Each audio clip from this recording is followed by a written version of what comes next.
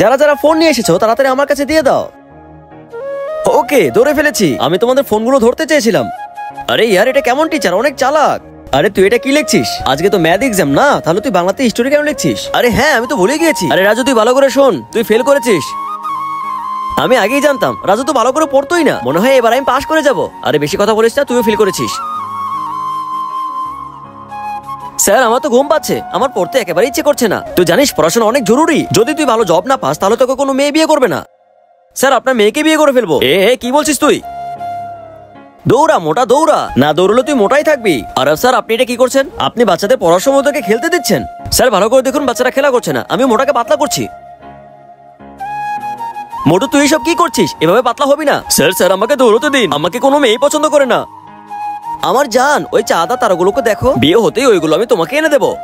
রাতে 2টো বাজে, কালকে এক্সাম আছে, পড়তে বস গিয়ে। বন্ধুরা, আরব স্যারের জন্য কমেন্ট হবে।